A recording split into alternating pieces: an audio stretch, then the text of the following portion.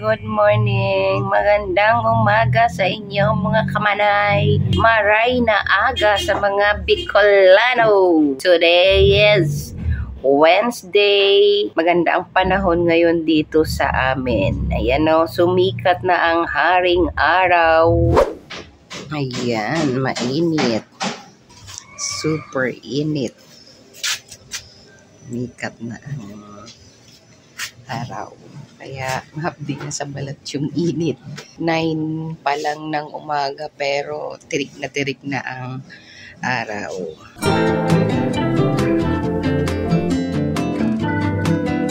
Usapang Meralco bill tayo ngayon mga kamanay. Ang tanong, magkano ba ang aking binabayaran monthly sa Meralco bill? At ano ang aking mga gamit na nagkukonsumo ng kuryente? Papakita ko sa inyo ngayon kung magkano ang monthly bill ko sa kuryente. Kung magkano ang konsumo ng sari-sari store kapag may mga ganito kang appliances. Kung ano ang ginagamit ko sa tindahan at sa loob ng bahay namin.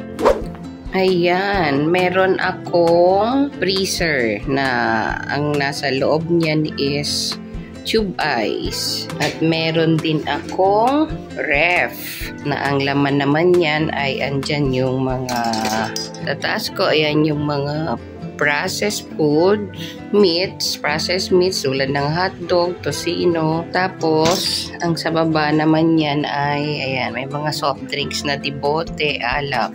Yan ang aking ref number 2. At meron din ako mga kamanay, ayan, chiller na ref number 3. At ito ang malakas magkonsumo ng kuryente, ang freezer ng ice cream. Yan ang pang-4. Bali, meron ako mga kamanay na 2 ref, yung Pujidenso, tsaka yung Kondura ko. Tapos, 2 freezer. Yung Kondura freezer na pinaglalagyan ko ng tube ice at tsaka iyon namang ice cream. Yan. Bali, ang gamit ko sa loob ng bahay namin, mga kamanay, ay 2 electric fan, tsaka meron kaming automatic na washing machine. Yun lang ang nagiging ambag. Ilaw, yun, mga ilaw sa loob ng bahay, tsaka sa tindahan nga ang gamit ko is 2 freezer, 2 ref.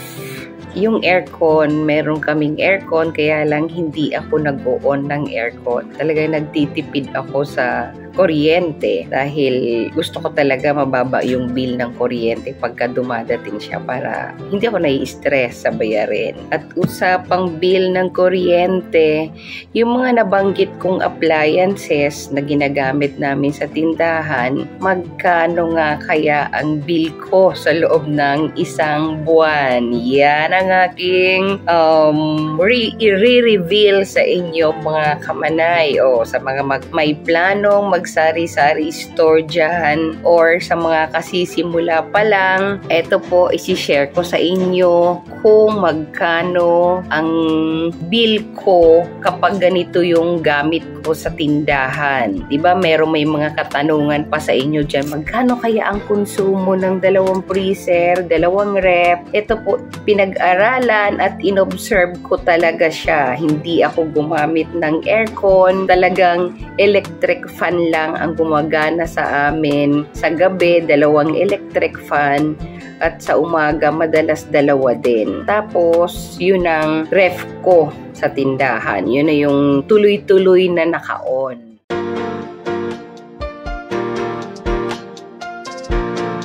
Magkano nga ba ang aking bill, ang aking bayarin mula nung November 30 to December 29? Yan yung nitong katatapos ng Pasko. New Year hindi na po nasakop. Hanggang December 30 lang kasi nagre-reading ang Meralco dito sa amin ng tuwing 28. Yun ang reading nila. At ito na ang aking bill, mga kamanay. Ayan, dyan. 5,786.27. Yan po ang aking babayaran. Yan ay konsumo ng November 30 to December 29, 2023. At ang actual kong consumption is 465 kWh. Due date niya is January 11. At yun, mga kamanay, ang ginagawa ko para mas makatipid ako sa kuryente sa babayaran namin. Itong freezer kong kulay white. Wait, ipapakita ko sa inyo.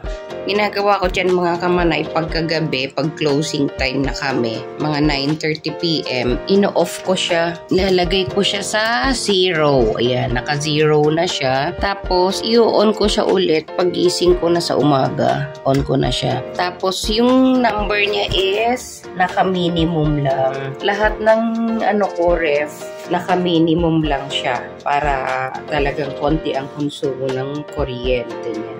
Ang na-observe kong talagang malakas sa kuryente, yung yung freezer ng ice cream. Pero bawi naman, kaya namang kitain ng ice cream yung share niya sa kuryente. Yun. Kaya umabot ng 5,000 mahigit ang bill ko dahil yun sa 2 freezer, 2 ref, 2 electric pan, tsaka yung automatic naman namin na washing machine. Once a week lang kami kung maglaba. Kaya mahina din ang gamit niya sa kuryente. Talagang madalas ang gumagana yung nasa tindahan na gamit.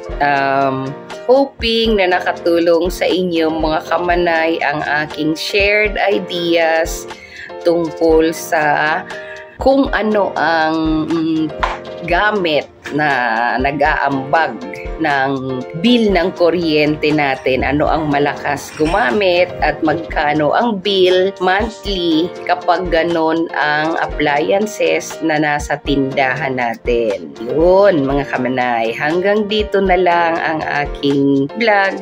Thank you sa inyong panonood. Maraming salamat sa palagi ninyong suporta sa aking YouTube channel. At sa mga hindi pa nakapag-subscribe dyan, click nyo lang po ang subscribe. Hit nyo na rin, mga kamanay, ang notification bell para lagi kayong updated sa aking mga videos. Thank you. God bless po sa inyong lahat.